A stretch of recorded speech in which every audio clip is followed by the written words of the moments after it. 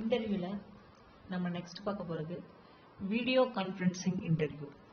தமிழ்ல சொல்லணும்னா அந்த காணொலி மூலமாக கலந்துரையாடுவது தான் நம்ம வீடியோ கான்ஃபரன்சிங் இன்டர்வியூ அப்படின்னு சொல்லுவோம். இது பார்த்தீங்க அப்படின்னாக்க டைரக்டா நம்ம இந்த கம்பெனில இன்டர்வியூல போய் கலந்துக்க வேண்டிய அவசியம் இல்லை.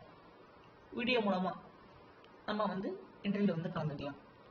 Video conferences interview is similar to face to face interview. இதுவும் கிட்டத்தட்ட எப்படின்னா நம்ம நேரில் போனால் எப்படி face to face interview conduct பண்ணுறாங்களோ அதே மாதிரியே தான் வீடியோ மூலமாக என்ன பண்ணிக்கலாம்னா இன்டர்வியூ கண்டக்ட் பண்ணுவாங்க. Video conferencing interview is a kind of conference call that connects the candidate with companies located across various geographies. அதாவது புவியியல் ரீதியாக நாம எங்க இருந்தாலும் சரி என்னன்னா இந்த வீடியோ கால் மூலமாக நாம இந்த இன்டர்வியூ கண்டக்ட் பண்ணிக்கலாம்.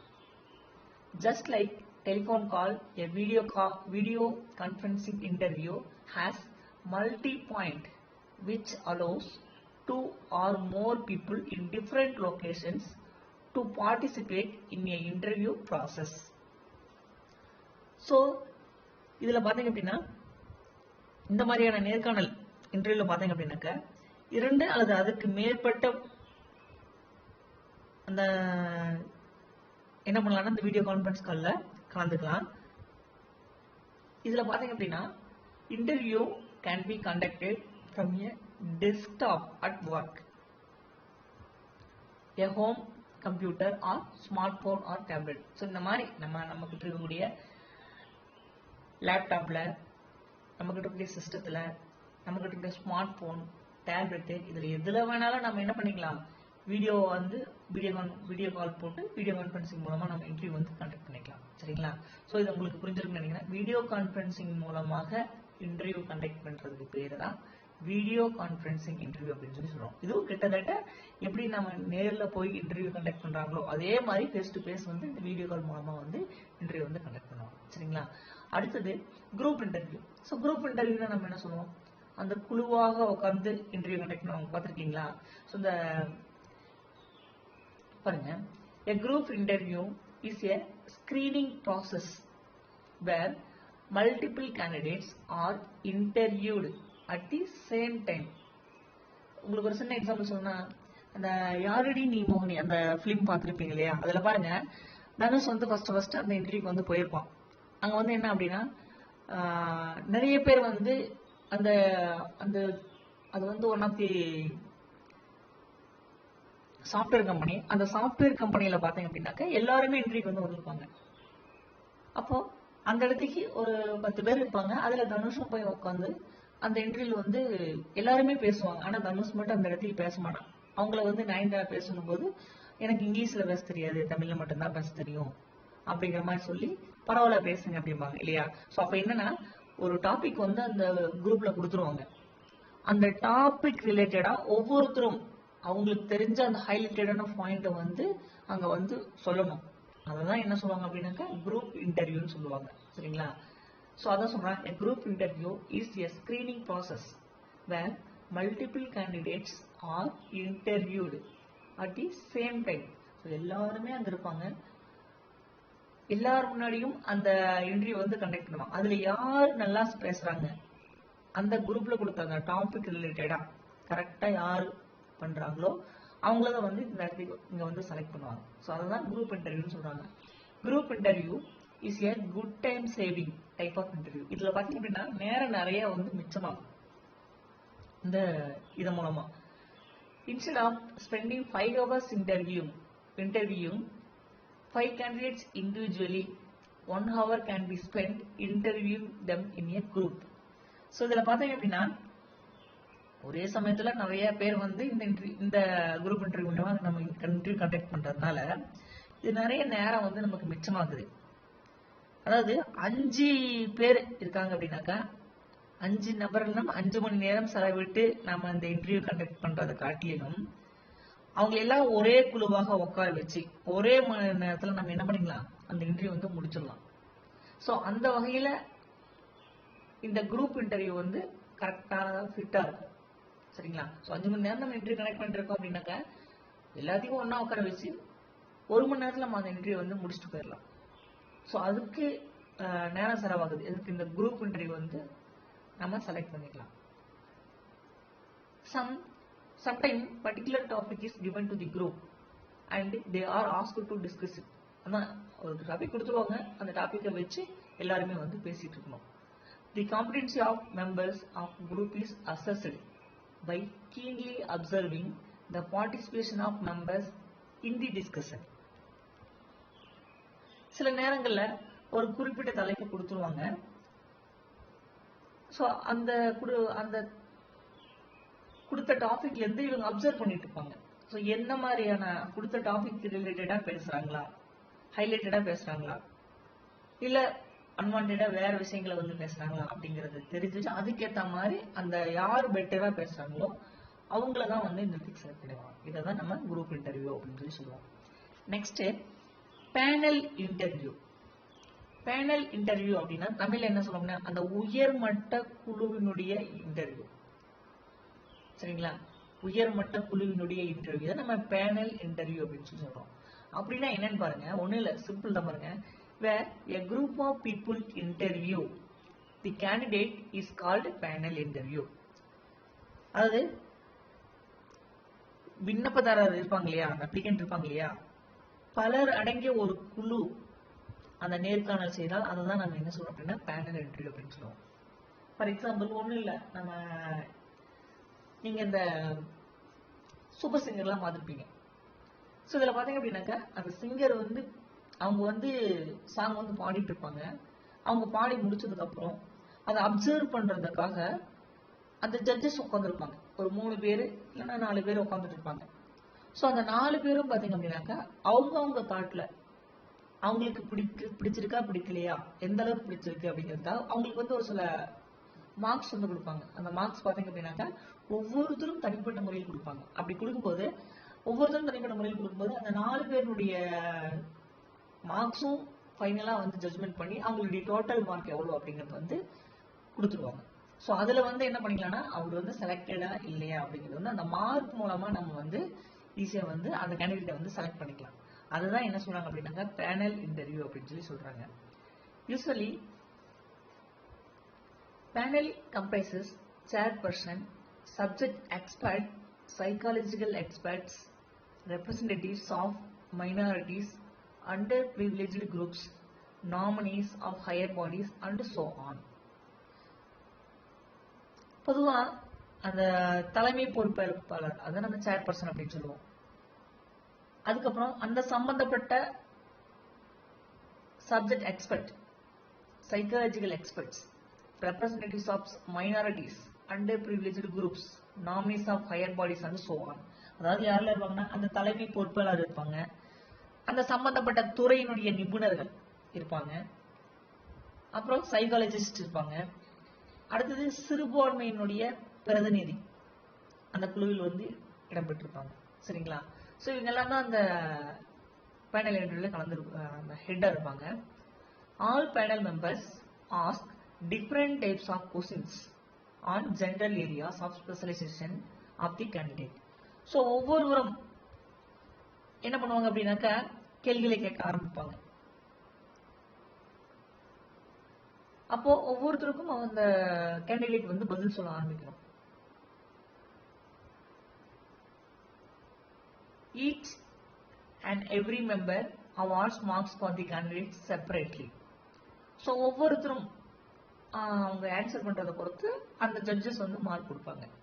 At the end, the marks awarded by all the members are engaged and the candidates are ranked accordingly.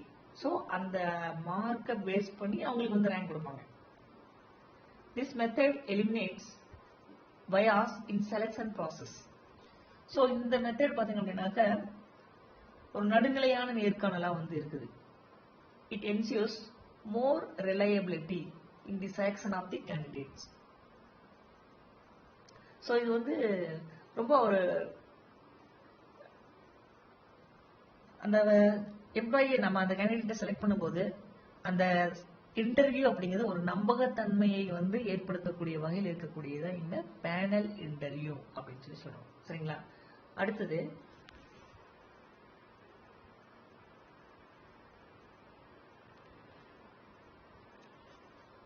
preliminary interview.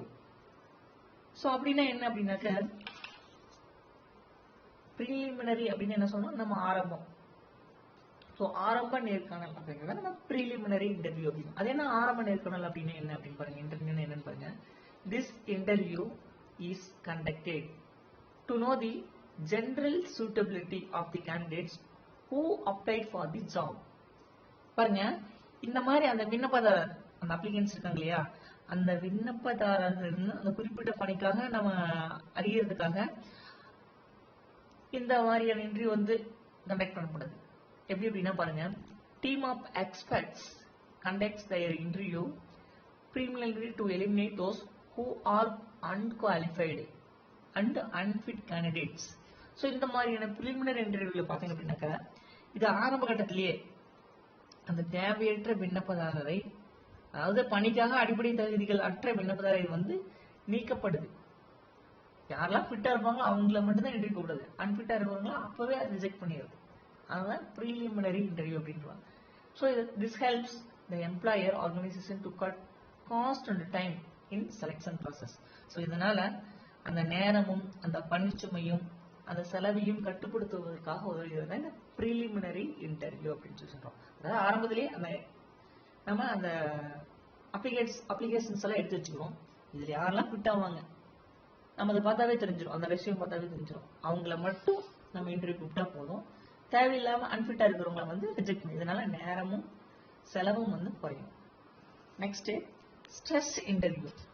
So stress interview எதை சொல்லுவோம், அந்த மன அழுத்தத்தை, அதுதான் நம்ம ஸ்ட்ரெஸ் அப்படின்னு சொல்றோம். அது என்ன மன அழுத்தமான நேர்காணல் அப்படிங்கிறத நம்ம ஸ்ட்ரெஸ் இன்டர்வியூ சொல்றோம். பாருங்க, this type of interview is conducted to test the temperament and emotional balance of the candidate interviewed. So இது பாத்தீங்க அப்படின்னா இந்த மாதிரியான நேர்காணல்ல அந்த விண்ணப்பதாரர்களிடம் எப்படி கேட்பாங்க, அந்த மன அழுத்தம் தரக்கூடிய வகையில கேள்விகளை வந்து கேட்பாங்க. அதுதான் வந்து ஸ்ட்ரெஸ் இன்டர்வியூ சொல்றோம். அது மட்டும் இல்லாம அந்த மன அழுத்தம் தரக்கூடிய வகையில கேள்விகள் கேட்கப்படும் அப்படின்னா எப்படி கேட்பாங்க அப்படின்னா, உணர்ச்சிகளை வந்து கட்டுப்படுத்தக்கூடிய வகையும் மன அழுத்தத்தை வந்து சமாளிக்கக்கூடிய திறனையும் சோதிப்பதற்காகத்தான் இந்த மாதிரியான ஸ்ட்ரெஸ் இன்டர்வியூ வந்து கண்டக்ட் பண்ணுவாங்க. இன்டர்வியூயர் deliberately creates stressful situation by directing the candidate to do irrational and irritating activities. சரிங்களா? அப்போ எப்படிப்பட்ட சோதனையை வந்து அவங்களுக்கு மேற்கொள்றாங்க பாருங்க. இந்த மாதிரியான மன அழுத்த சூழ்நிலையில அந்த விண்ணப்பதாரர் இரிட்டேட்டிங் ஆகிற மாதிரி கொஸ்டின்ஸ் கேட்கறது, இரிட்டேஷனல் ஆகிற மாதிரி கேட்கறது. ஸோ இந்த மாதிரியான சுச்சுவேஷன்ல, அந்த மாதிரியான சூழ்நிலையில அவரு அந்த விண்ணப்பதாரர் எப்படி எதிர்வினையாக்குறாரு, அதாவது எப்படி அதை சமாளிக்கிறார், எப்படி பதில் அளிக்கிறாரு, இந்த மாதிரி எல்லாம் உற்று நோக்கி அதன் அடிப்படையில தான் அந்த பர்சனை வந்து செலக்ட் பண்ணுவாங்க. கோவப்படுறாரா, இல்ல அவருடைய ரியாக்ஷன் எப்படி இருக்கு, எதை வேணாலும் சமாளிக்கக்கூடிய திறமை இருக்கா அப்படிங்கறத கண்டுபிடிக்கிறதுக்காக தான் இந்த ஸ்ட்ரெஸ் இன்டர்வியூ வந்து கண்டக்ட் பண்றாங்க. They assesses the suitability of the candidate by observing the reaction and the response of the candidate to do stressful situations. இந்த மாதிரி அந்த ஸ்ட்ரெஸ்ஃபுல்லான அந்த டைம்ல, அந்த சிச்சுவேஷன்ல அவர் எப்படி பதில் சொல்றாரு அப்படிங்கறத தெரிஞ்சுக்கிறதுக்காக தான் நம்ம இந்த இன்டர்வியூ கண்டக்ட் பண்றோம். Mostly this type of interview is conducted for recruiting sales representatives. So இந்த மாதிரியான இன்டர்வியூ யாருக்கு கண்டக்ட் பண்ணுவாங்க அப்படின்னா, மேக்ஸிமம் பார்த்தீங்க அப்படின்னாக்கா அந்த சேல்ஸ் ரெப்ரஸன்டேட்டிவ் இருக்காங்க இல்லையா அவங்களுக்கு, for defence and law enforcement agencies. அது மட்டும் இல்லாம அந்த சட்ட அமலாக்கம் பண்றாங்க இல்லையா, லா என்ஃபோர்ஸ்மெண்ட் ஏஜென்சிஸ், அவங்களுக்கு தான் இந்த மாதிரியான இன்டர்வியூ வந்து கண்டக்ட் பண்ணுவாங்க. சரிங்களா? ஸோ ஸ்ட்ரெஸ் இன்டர்வியூ யாரெல்லாம் கண்டக்ட் பண்ணுவாங்க, அந்த சேல்ஸ் ரெப்ரஸன்டேட்டிவ்ஸுக்கும், அதுக்கப்புறம் staff for defence and law enforcement ஏஜென்சிஸ்ல வேலை செய்யறவங்களுக்கும், இவங்களுக்கு தான் இந்த மாதிரியான ஸ்ட்ரெஸ் இன்டர்வியூ வந்து மேக்ஸிமம் வந்து கண்டக்ட் பண்ணுவாங்க. சரிங்களா? Next structure or guided or planned interview. So structured அப்படின்னா என்ன சொல்லுவோம் அப்படின்னாக்கா, ஸ்ட்ரக்சர்னா என்ன? அந்த வடிவமைக்கப்பட்ட. பிளானட் இன்டர்வியூ, அந்த முன்கூட்டியே திட்டமிடப்பட்ட இன்டர்வியூ. ஸோ இதுதான் நம்ம என்ன வடிவமைக்கப்பட்ட இன்டர்வியூ அப்படின்னு சொல்லி சொல்லலாம். வடிவமைக்கப்பட்ட நேர்காணல் அப்படின்னு சொல்லி சொல்லலாம். அண்டர் திஸ் மெத்தட், வடிவமைக்கப்பட்டது அப்படின்னு முன்கூட்டியே எல்லாம் பிளான் பண்ணி வச்சிருப்பாங்க, அதை தான் சொல்றேன், வேற ஒன்றும் இல்லை. Under this method a series of questions to be asked by the interviewer are pre-prepared by the interviewer and only these questions are asked in the interview. So இந்த மாதிரியான இன்டர்வியூல பார்த்தீங்க அப்படின்னா முன்கூட்டியே திட்டமிடப்பட்டு நடத்தப்படக்கூடியது தான் இந்த ஸ்ட்ரக்சர்ட் இன்டர்வியூ ஆர் பிளானட் இன்டர்வியூன்னு சொல்லுவோம். நேர்காணல்ல இந்த இன்டர்வியூல கேட்கப்பட வேண்டிய கேள்விகள் முன்கூட்டியே தயாரிக்கப்பட்டு அதன் அடிப்படையில் தான் என்ன பண்ணுவாங்க அப்படின்னாக்க இந்த இன்டர்வியூ வந்து கண்டக்ட் பண்ணுவாங்க.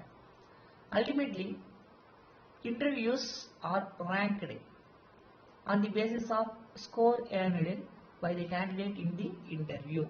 ஸோ இறுதியா என்ன பண்ணுவாங்க அப்படின்னாக்க இந்த நேர்காணல்ல அந்த விண்ணப்பதாரர் பெற்ற அந்த மதிப்பெண் அடிப்படையில், அந்த ரேங்கினுடைய அடிப்படையில் அவங்க வந்து செலக்ஷன் ப்ராசஸ்க்கு போவாங்க. சரிங்களா? அடுத்தது அன்ஸ்ட்ரக்சர்டு இன்டர்வியூ. ஸ்ட்ரக்சர்ட் இன்டர்வியூனா வடிவமைக்கப்பட்ட நேர்காணல், அன்ஸ்ட்ரக்சர்டு இன்டர்வியூனா வடிவமைக்கப்படாத நேர்காணல். அப்ப என்ன, இங்க எதுவுமே பிளான் பண்ணி கொஸ்டின்ஸ் எல்லாம் ரெடி பண்ணி வச்சிருக்க மாட்டாங்க. ஸ்ட்ரக்சர்ட் இன்டர்வியூல என்ன பண்ணுவாங்க, கொஸ்டின்ஸ் எல்லாம் முன்கூட்டியே எல்லாம் ரெடி பண்ணி வச்சிருப்பாங்க, அதன் அடிப்படையில தான் கொஸ்டின்ஸ் கேட்பாங்க. ஆனா இங்க எந்த ஒரு பிளானும் பண்ணியிருக்க மாட்டாங்க. அதாவது ஸ்ட்ரக்சர்ட் இன்டர்வியூக்கு அப்படியே ஆப்போசிட்ல எந்த ஒரு பிளானிங்கும் பண்ணி கொஸ்டின்ஸ் வந்து ரெடி பண்ணி வைக்காம அந்த ஸ்பாட்ல கொஸ்டின்ஸ் கேட்கறதா வந்து அன்ஸ்ட்ரக்சர்டு இன்டர்வியூ அப்படின்னு சொல்றோம்.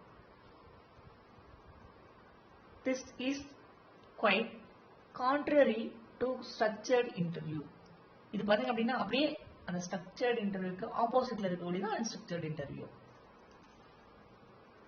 An atmosphere for free and frank interaction is created in the interview environment. இது சுதந்திரமாகவும் வெளிப்படையானதாகவும் அந்த பரஸ்பர கருத்து பரிமாற்றம் இருக்கக்கூடிய வகையில இந்த இன்டர்வியூ வந்து இருக்கும். There is no pre-prepared questions. இங்க எந்த மாதிரியான ஒரு முன்கூட்டியே திட்டமிடப்பட்ட கேள்விகள் கேட்கப்படுவதில்லை.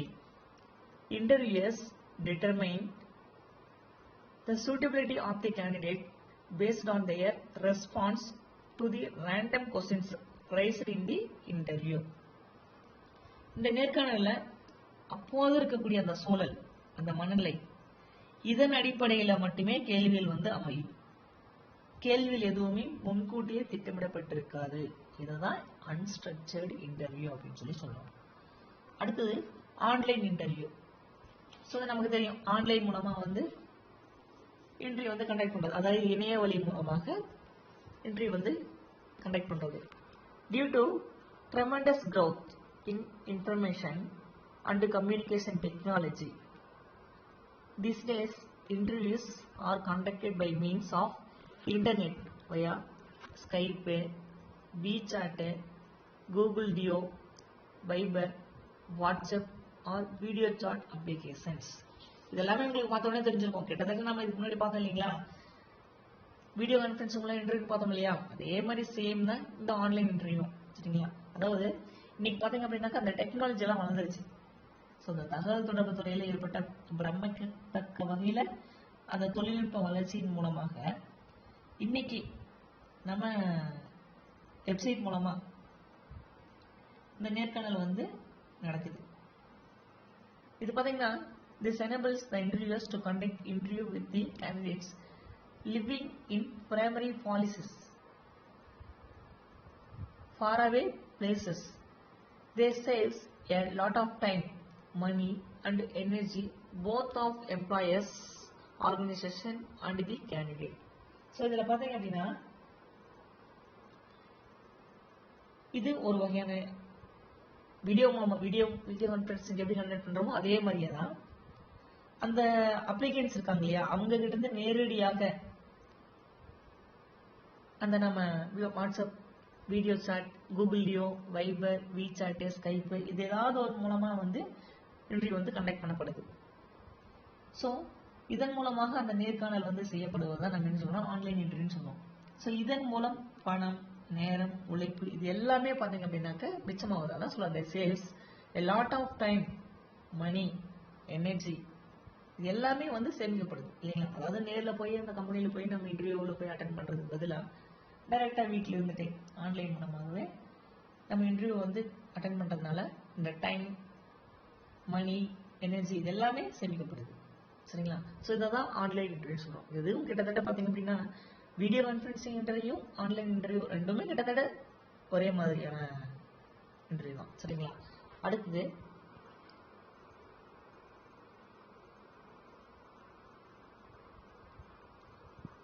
physical examination or medical examination. இப்போ இன்டர்வியூ எல்லாம் முடிஞ்சது. அதுக்கப்புறம் என்ன பண்ணுவாங்க அப்படின்னா பிசிக்கலா அவன் எப்படி இருக்கா, உடல் தகுதி எப்படி இருக்கு, அது மட்டும் இல்லாம அந்த மெடிக்கல் எக்ஸாமினேஷன் அந்த மருத்துவ பரிசோதனையும் மேற்கொள்வாங்க.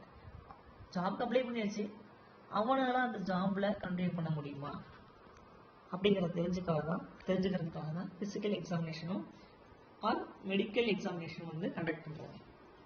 சரிங்களா? ஸோ எதுக்காக? Sound mind is in sound body. So அவங்க கிட்ட நல்ல திறமையான உடல் உழைப்பு இருந்தால்தான், ஸோ உடல் எந்த அளவுக்கு இருக்கோ அவங்களுடைய அதை பொறுத்து தான் அவங்களுடைய ஒர்க்கும் இருக்கும். சரிங்களா? ஸோ அதாவது அவங்களுடைய ஸ்கில், சவுண்ட் மைண்ட் இருந்தால் மட்டும்தான் நல்ல ஆரோக்கியமானவங்களாக இருந்தால் தான் ஆரோக்கியமாக அவங்களால வேலை செய்ய முடியும். சரிங்களா? ஸோ அதுக்காக தான் இந்த டெஸ்ட் வந்து கண்டக்ட் பண்ணுறது. The last technique used in selection process is medical examination. So இந்த டெஸ்ட்லேயே பார்த்தீங்க அப்படின்னாக்கா லாஸ்ட்டாக என்ன பண்ணுறாங்க அப்படின்னா மெடிக்கல் எக்ஸாமினேஷன் தான் லாஸ்ட்டு.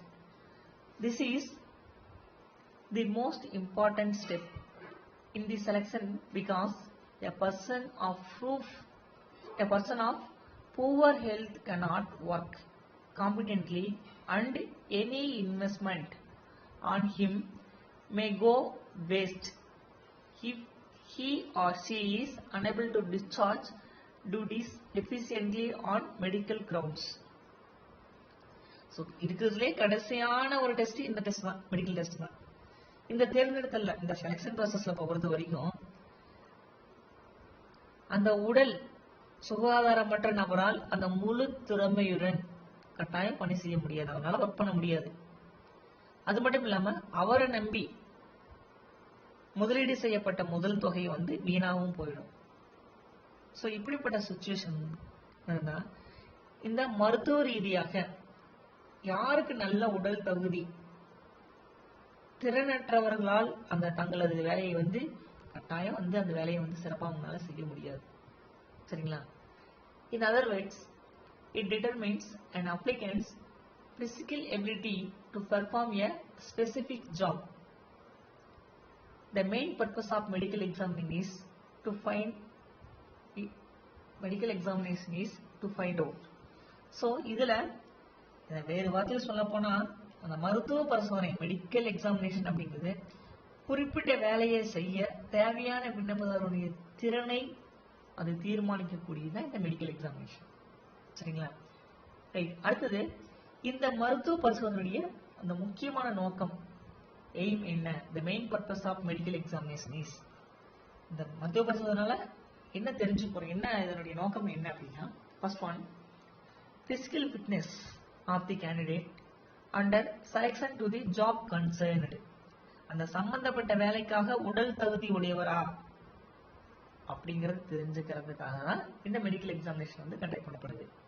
இரண்டாவது, to protect the existing employees of business organisation from the infectious diseases likely to be spread by the candidate selected. இரண்டாவது, அந்த புதிதாக தேர்ந்தெடுக்கப்படக்கூடிய அந்த பணி நாடுபவருக்கு இருக்கக்கூடிய தொற்று நோய்களில் இருந்து, அவங்களுக்கு ஏதாவது ப்ராப்ளம் கூட உடல் ரீதியா இருக்கலாம். ஸோ அப்படி தொற்று நோயிலிருந்து வியாபார நிறுவனத்தில் ஏற்கனவே பணியாற்றக்கூடிய பணியாளர்களோட உடல் நலனை வந்து பாதுகாப்பை தெரிஞ்சுக்கிறதுக்காக தான் இந்த டெஸ்ட்டை கண்டக்ட் பண்றது. அவங்களுக்கு ஏதாவது ப்ராப்ளம் இருக்கு அப்படின்னா இவர் அந்த ஜாப்ல அந்த கம்பெனியில் போய் ஒர்க் பண்ண ஆரம்பிக்கிறாருன்னா இவர் மூலமா அங்க இருக்கிறவங்களுக்கும் அந்த நோய் தொற்று ஏற்படுறதுக்கு வாய்ப்பு இருக்கு. ஸோ அதான் அதை தடுக்கணும் அப்படிங்கிறதுக்காக, அவங்களை பாதுகாக்கணும், ப்ரொடெக்ட் பண்ணணும் அப்படின்ற நோக்கத்துக்காக தான் இந்த மாதிரியான மெடிக்கல் எக்ஸாமினேஷன் வந்து கண்டக்ட் பண்ணப்படுது. Third one, to check excessive expenditure in the treatment of selected employee after placement. அந்த பணியாளரை பணியமர்த்திய பிறகு ஏற்படக்கூடிய அபரிதமான மருத்துவ சிகிச்சைக்கான செலவுகளை வந்து தடுப்பதற்காகவும் முன்கூட்டியே இந்த மருத்துவ பரிசோதனை மெடிக்கல் எக்ஸாமினேஷன் வந்து கண்டக்ட் பண்ணப்படுது.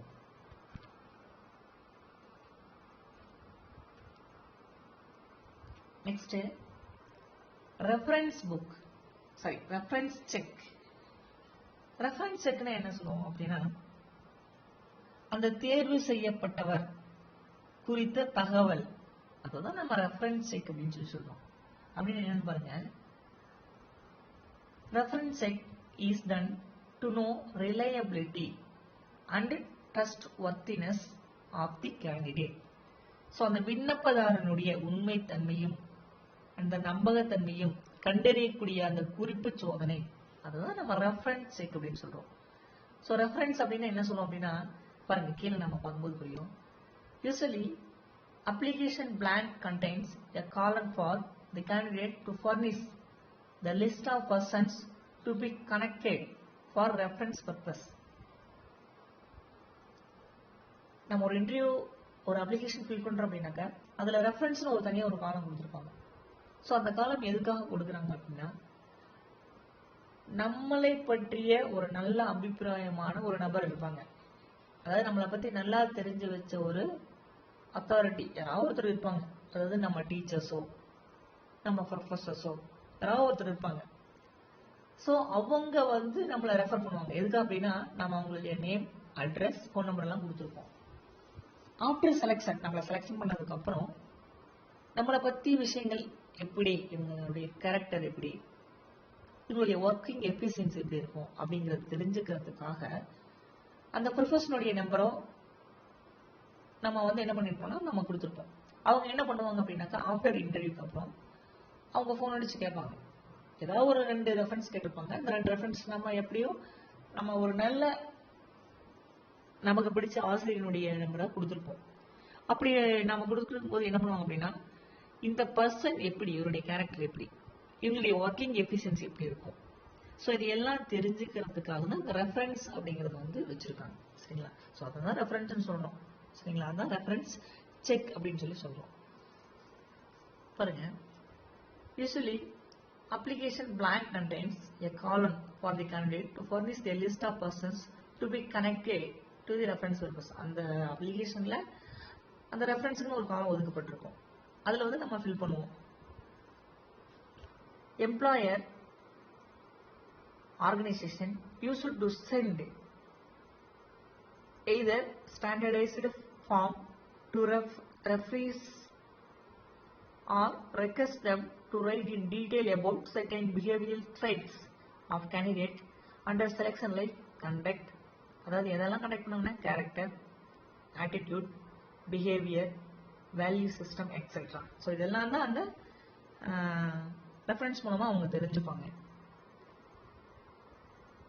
The selector decides the selection worthiness of the candidate based on the reference and the recommendation given by referees.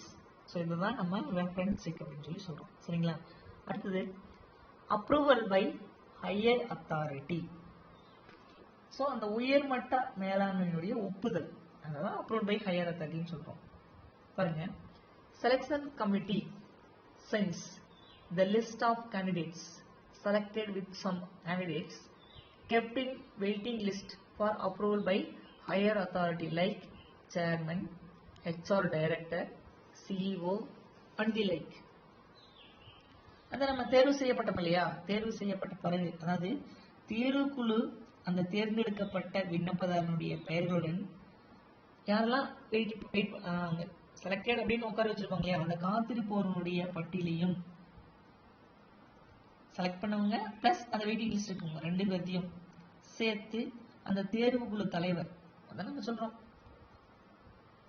சேர்மனை, அதுக்கப்புறம் அந்த மனிதவள இயக்குனர் HR டைரக்டர், அப்புறம் CEO அந்த முதன்மை செயல் அதிகாரிக்கும். அந்த ஒப்புதலுக்காக அந்த லிஸ்ட்டை வந்து என்ன பண்ணுவாங்க அப்படின்னாக்க அந்த தேர்ந்தெடுக்கப்பட்ட அந்த விண்ணப்பதாரருடைய இறுதி நேர்காணலுக்கு வந்து அழைக்கப்படுவதற்காக இந்த ஹையர் அத்தாரிட்டிக்கு வந்து அந்த லிஸ்ட்டை வந்து அனுப்பிடுவாங்க. சரிங்களா? இதுதான் அப்ரூவல் பை ஹையர் அத்தாரிட்டின்னு சொல்லுவோம். அடுத்தது ஃபைனல் செலெக்ஷன். அடுத்தது தான் இறுதியாக தான் என்ன பண்ணுது அப்படின்னாக்க இந்த ஃபைனல் செலெக்ஷன் வந்து நடக்குது. The successful candidate who passed through various stages of selection process will be called for final interview. இந்த தேர்ந்தெடுத்தல்ல இந்த செயல்முறையில பல்வேறு நிலைகளை யார் வெற்றிகரமாக கடந்து வந்தாங்களோ அந்த விண்ணப்பதாரர், அந்த அப்ளிகேண்ட் அந்த ஃபைனல் செலெக்ஷனுக்கு வந்துடுறாரு. These candidates are briefed about the rules and regulations of the organization, organizational culture, reporting relationship, dress code, expectations of employer, facilities available for career growth, etc. இந்த ஃபைனல் செலெக்ஷன்ல எப்படி செலெக்ஷன் பண்ணுவாங்க அப்படின்னாக்க அவங்களுக்கு அந்த நிறுவனத்தினுடைய விதி, அந்த ரூல்ஸ் அண்ட் அந்த ஒழுங்குமுறை, அந்த நிறுவனத்துடைய கலாச்சாரம், தனி தொடர்பு, என்ன ட்ரெஸ் கோட் யூஸ் பண்ணும், அந்த பணி வழங்கக்கூடிய எக்ஸ்பெக்டேஷன்ஸ், அந்த பணி வழங்கக்கூடிய எதிர்பார்ப்புகள், பணி சார்ந்த அந்த மேம்பாட்டிற்கான வாய்ப்பு, இந்த மாதிரியான வசதிகளை வழங்குதல், இதை என்ன சொல்லணும் அப்படின்னு சுருக்கமாக சொல்லலாம். At the end of the final interview, even the candidate under selection is allowed freedom to seek clarification or make his own demands if any.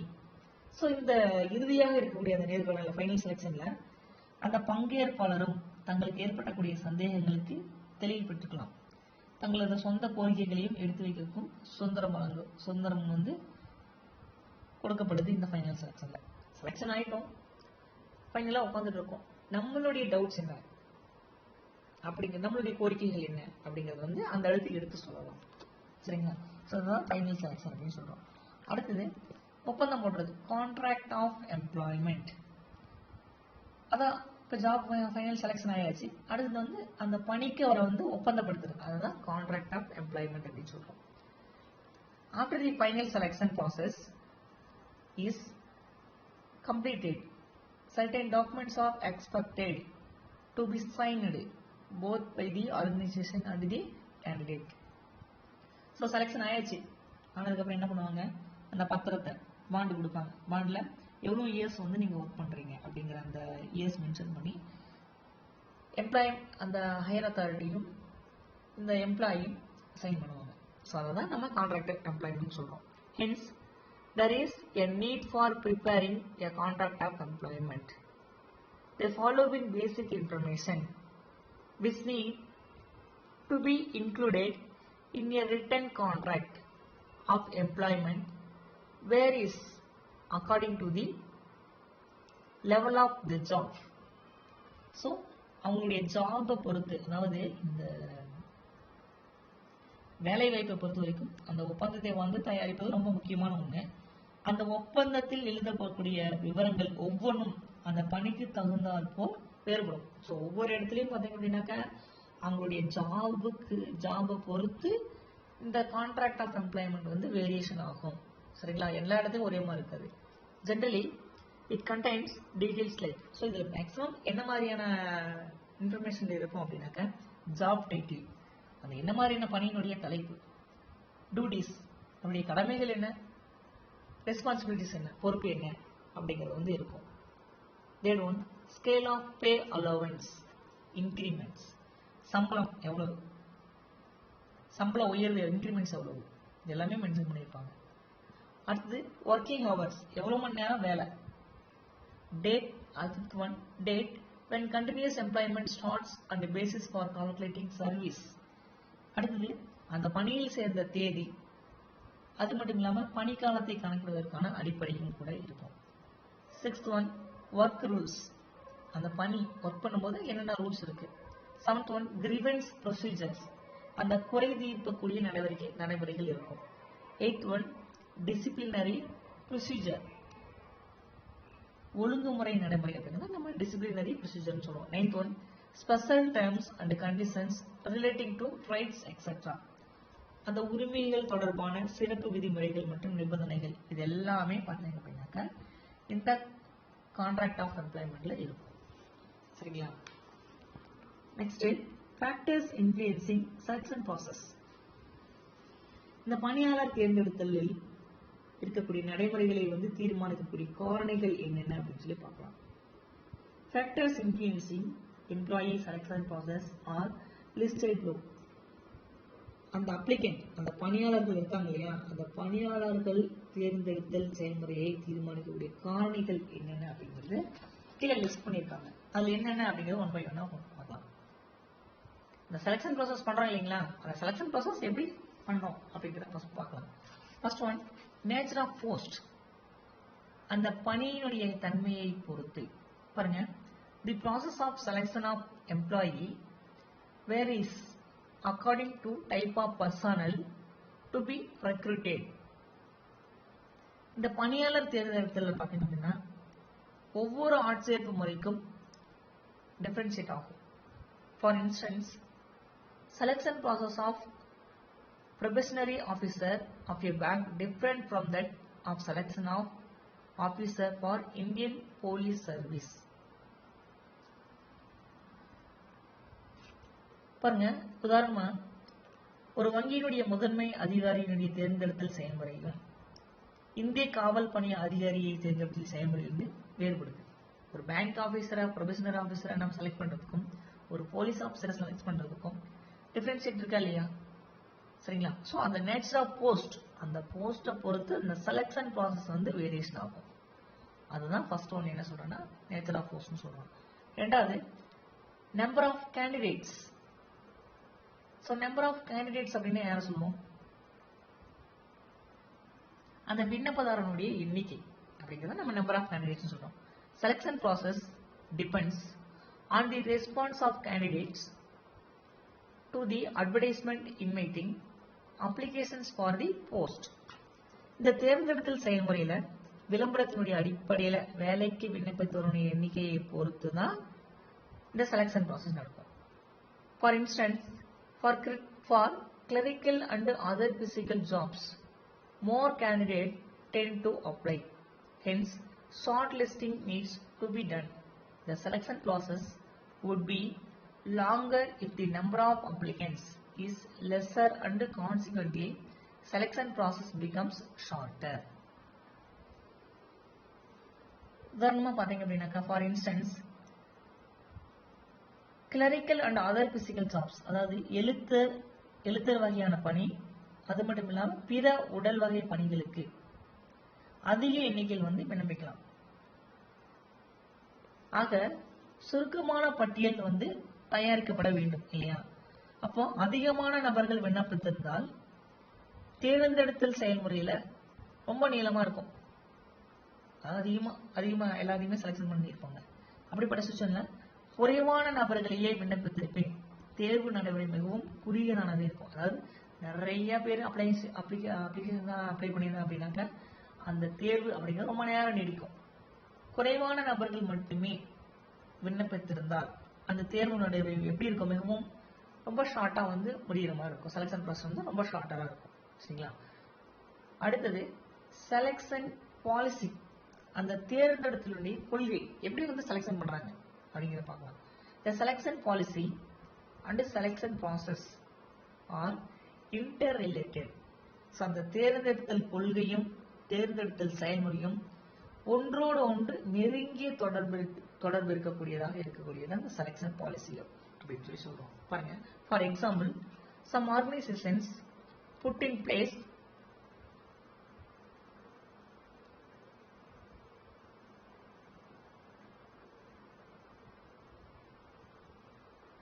together selection process involving several steps to identify the best fit, while certain other organizations just conduct straight interview and thus cutting short the selection procedure. உதாரணமா சில நிறுவனங்கள்ல தேர்வு நடைமுறைகள்ல அதிகமான படிநிலையை வந்து புகுத்தி மிக சரியான நபர்களை வந்து அடையாளம் காண்கிறார்கள். சரிங்களா? சில நிறுவனங்கள்ல நேரடியாக அந்த நேர்காணல் மூலமாக தேர்ந்தெடுத்தல், அந்த நடைமுறைகளை பின்பற்றி தேர்வு நடைமுறை வந்து சுருக்கி விடுகிறார்கள். ஸோ இந்த மாதிரி செலக்ஷன் பாலிசி பார்த்தீங்க அப்படின்னாக்க நிறுவனத்துக்கு தகுந்தாற் போல் மாறுபடுது. Next, cost factor or budget. திட்டம் என்ன? பட்ஜெட். அந்த செலவு திட்டத்தை வந்து நிர்ணயிக்கிறது. பாருங்க, the longer selection process entails higher cost.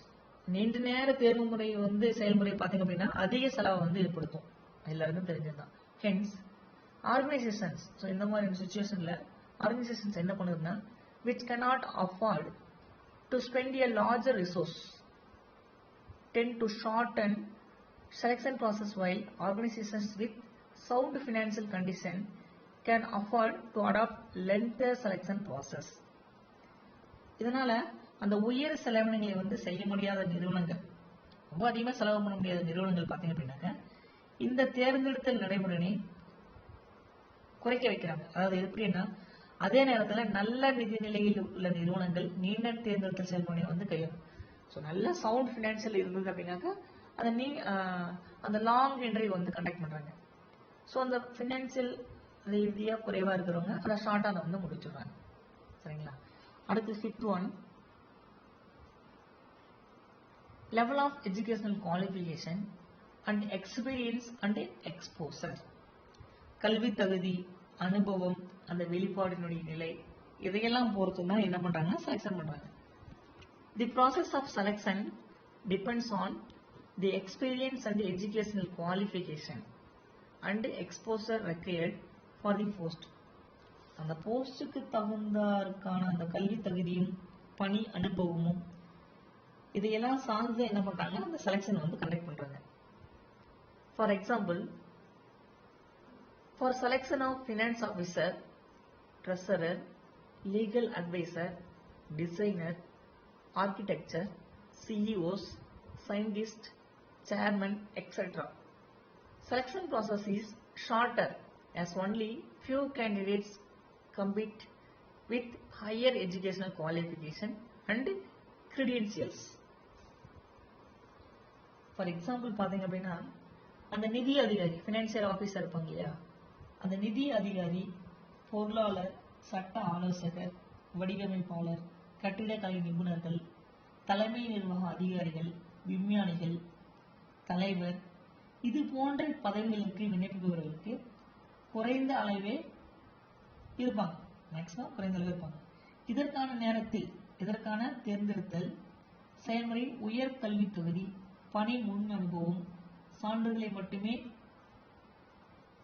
கருத்தில் கொள்ளப்படுவதால் இவங்க வந்து தேர்ந்தெடுத்தல் செயல்முறை வந்து எளிதாக இருக்கும். ஸோ செலக்ட் பண்றோம் அப்படின்னாக்கா அவங்களுடைய எஜுகேஷனல் குவாலிஃபிகேஷன் என்ன, அவங்களுடைய எக்ஸ்பீரியன்ஸ் என்ன, இதையெல்லாம் பொறுத்து தான் வந்து என்ன பண்றாங்க அப்படின்னாக்க செலக்ஷன் பண்றாங்க.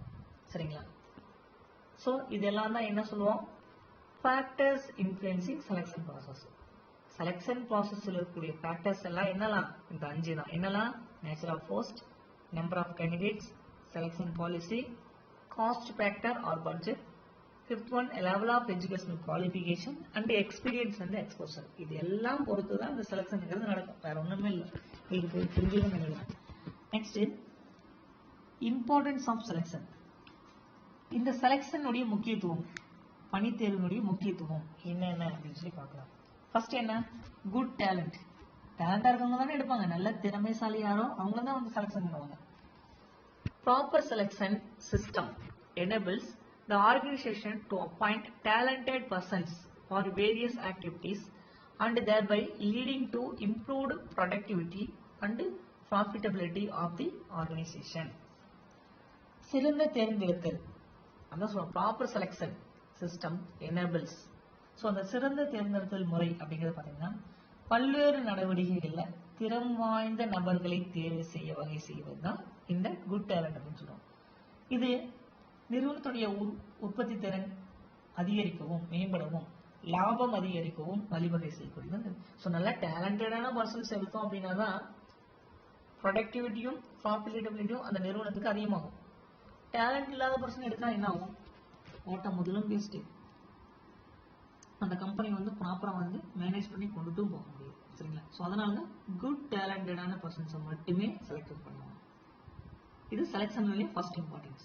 ரெண்டாவது இம்பார்ட்டன்ஸ் பெட்டர் எஃபிஷியன்சி. ஸோ பெட்டர் எஃபிஷியன்சின்னு அந்த சிறந்த திறன் அப்படிங்கிறத நம்ம பெட்டர் எஃபிஷியன்சின்னு சொல்லுவோம். Selection of right person to the right job is sure to produce better quality of work and may facilitate faster achievement of objectives.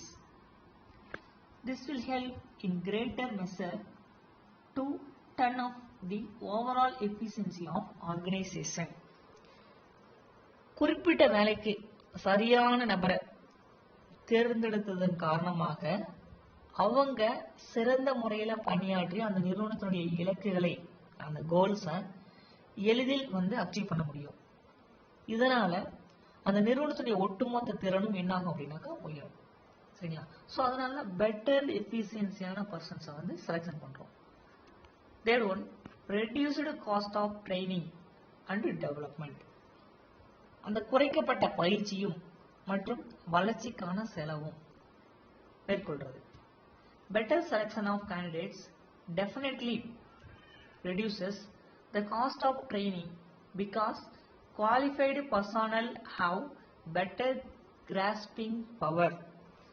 அந்த தகுதி வாய்ந்த தனி நபர் தகுதி வாய்ந்த அதிகாரத்தை பெற்றிருக்கிறதுனால அந்த ஊழியர்களுடைய சிறந்த தேர்வு அப்படிங்கிறது நிச்சயமாக பயிற்சி செலவுகளை வந்து குறைக்கும். If they select suitable candidates for suitable job, அந்த சரியான பதவிக்கு மிக சரியான நபரை வந்து தேர்வு செய்வதன் மூலமாக they can easily understand the techniques of the work better in quick time. அவங்க அந்த பணி நுட்பங்களை வந்து எளிதாகவும் மிக விரைவாகவும் புரிஞ்சு கொள்ள முடியும். அவங்க சிறப்பாகவும் செய்வாங்க அந்த டைம்குள்ளார அந்த ஒர்க்கை. Besides, the organization can develop different training programs for different persons on the basis of their individual differences, thus reducing the time and cost of training considerably. So நிறுவனத்தில் பணிபுரியக்கூடிய பல்வேறு நபர்களுக்கு அவரவரின் தேவைக்கு ஏற்ப பல்வேறு பயிற்சி திட்டங்களை வந்து உருவாக்க முடியும். இதனால பயிற்சி நேரமும் செலவும் என்ன ஆகும் அப்படின்னாக்க குறையும். சரிங்களா? ஸோ இதுதான் reduced cost of training and development அப்படின்னு சொல்லி சொல்றோம். அடுத்தது reduced turnover. So reduced turnover அந்த குறைக்கப்பட்ட பணி சுழற்சி அப்படிங்கிறத நம்ம ரெடியூஸ்டு டர்ன் ஓவர்னு சொல்றோம். Proper selection of candidates contributes to low labour turnover. அந்த விண்ணப்பதாரர்களுடைய சரியான தேர்வு குறைவான தொழிலாளர் சுழற்சியை நோக்கி செல்லக்கூடியது. This will in turn help the organization to minimize recruitment cost. So இது அந்த நிறுவனத்தினுடைய குறைந்த ஆட்சேர்ப்பு செலவின் மூலம் பயனடைகிறாங்க. ரெடியூஸ்டு டர்ன் ஓவர் அப்படின்னு சொல்லி சொல்றோம். Next job motivation. அந்த வேலையை வந்து மோட்டிவேஷன் தூண்டுறது. ஸோ ஜாப் மோட்டிவேஷன் வேலையை வந்து தூண்டக்கூடியது. பாருங்க, if the right person is selected for the right job, it tends to motivate the person to work more effectively and efficiently. சரியான நபரை சரியான வேலைக்கு தேர்ந்தெடுப்பதன் மூலமாக அவங்களுடைய ஒர்க்கை திறம்பட பணியாற்ற செய்வாங்க. பணியாளர்கள் அவங்களுடைய திறமை முழுமையாக வந்து பயன்படுத்தவும் படுது. They feel that their skills are properly used and they tend to contribute more attention to the job. So அதனால அந்த பணியாளர்கள் அவங்களது பணியில சிறப்பு கவனம் வந்து செலுத்தப்பட முடியுது. அடுத்தது பாத்தீங்க அப்படின்னா அதர் பெனிஃபிட்ஸ். வேற எழுத்து நிலையில சில நன்மைகள் இருக்கு அப்படின்னாக்க, proper selection of candidates reduces absenteeism. விண்ணப்பதாரனுடைய முறையான தேர்வு செய்வதால் பணிக்கு வராத நிலை குறைக்கப்படுது. They would pay better attention to their jobs and take safety precautions on their own accord, would minimize the occurrence of workplace accidents. அவங்களுடைய வேலையில அதிக கவனம் செலுத்துறதுனால, மேலும் அந்த பாதுகாப்பு முன்னெச்சரிக்கைகளையும் முழுமையாக பின்பற்றதுனால பணியிடத்தில் நிகழக்கூடிய அந்த விபத்துகள் முழுமையாக குறைக்கப்படுவதற்கான ஒரு வாய்ப்பு இருக்கு. சரிங்களா? ஸோ இது எல்லாமே சேர்ந்தது எல்லாமே நம்ம என்ன சொல்றோம் அப்படின்னாக்க, செலெக்ஷனுடைய இம்பார்ட்டன்ஸ் சொல்றோம். எதெல்லாம்? குட் டேலண்ட் வேணும், பெட்டர் எஃபிஷியன்சி வேணும், reduced cost of training and development அப்படிங்கிறது வேணும், ரெடியூஸ்டு டர்ன் ஓவரும் வேணும், ஜாப் மோட்டிவேஷன் அப்படிங்கிறது ரொம்ப முக்கியம். அடுத்தது அதர் பெனிஃபிட்ஸ். ஸோ இதெல்லாம் தான் நம்ம என்ன சொல்றோம் அப்படின்னாக்க இம்பார்ட்டன்ஸ் ஆஃப் செலெக்ஷன் அப்படின்னு சொல்லி சொல்றோம்.